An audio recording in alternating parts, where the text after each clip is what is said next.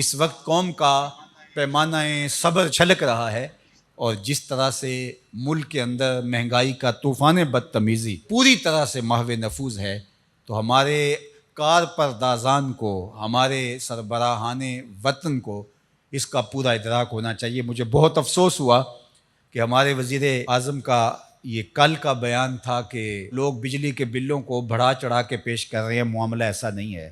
اور میاں کس کونے میں بیٹھے ہوئے ہو، ذرا آ کر کے دیکھو، غریبوں کے لیے تو زندگی برقرار رکھنا اوکھا ہو گیا ہے۔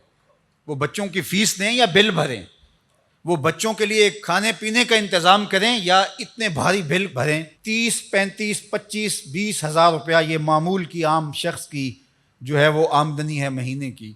مجھے کوئی شخص بجٹ بنا کے دکھائے، اپنا کچن چلا کے دکھائے، جس طرح مہنگائی کا افریت پوری طرح سے شیش ناک کی طرح پھنکا رہا ہے، تو کس طرح ممکن ہے؟ لیکن یہ بند بنکروں میں بیٹھے، ان کو پتہ نہیں کہاں سے خبریں پہنچتی ہیں، اور شرم آنی چاہیے۔ مجھے افسوس ہوا ہے، وہ ایک زمانے میں جب آٹا مہنگا ہو گیا تھا، روٹی بہت مہنگی ہو گئی تھی، تو اس زمانے کے اندر ہمارے ایک وزیر نے کہا تھا روٹی نہیں ملتی تو ڈبل روٹی کھا لو۔ بری عقل و دانش ببائے گریز، کہتے ہیں اس عقل پہ رونا چاہیے۔ جو روٹی خرید نہیں سکتا وہ ڈبل روٹی کہاں سے خریدے گا؟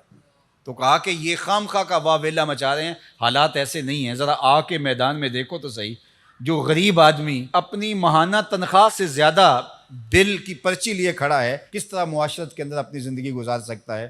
تو اس کا اگر پیمانہ چھلک گیا اور حالات کنٹرول سے باہر ہو گئے تو اس وقت ہمارا ملک اس کا متحمل نہیں ہے۔ ہمارے جو معاشی حالات ہیں بالکل اس کے متحمل نہیں ہیں، اور اس وقت جو لوگوں کو عدم اطمینان ہے، پاکستان کے ہر شعبے سے، ہر ادارے سے، حکومت سے، سب لوگوں سے لوگ اکتائے بیٹھے ہیں۔ تو یہ در کھل گیا نا تو پھر یہ بند ہونا مشکل ہو جائے گا۔ اس لیے اس پر غور و تدبر کیا جائے اور لوگوں کے پیمانہ صبر کو لبریز ہونے سے روکا جائے۔ اللہ میرے وطن کو اپنی رحمتوں کے حساب۔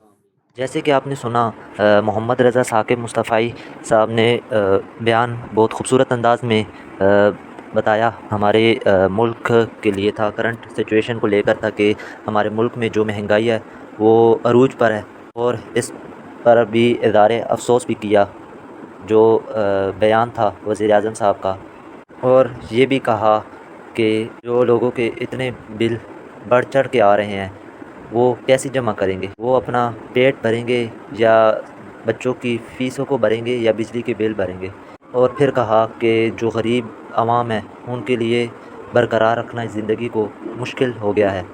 جیسے کہ آپ نے آگے سنا کہ جو مہنگائی کا یہ عروج ہے اس میں غریب لوگوں کے لیے رہنا تو مشکل، ساتھ ساتھ دوسرے لوگوں کے لیے بھی مشکل ہو گیا ہے۔ کوئی شخص اس بجٹ سے جو ہے وہ کچن چلا کر دکھائے، اور اس کے بعد کہا کہ پچھلے وزیر اعظم کوئی تھے، انہوں نے بھی اسی طرح جو ہے وہ جب گندم مہنگی ہوئی تو انہوں نے کہا کہ آپ گندم کے بجائے، روٹی کے بجائے ڈبل روٹی خرید لیں۔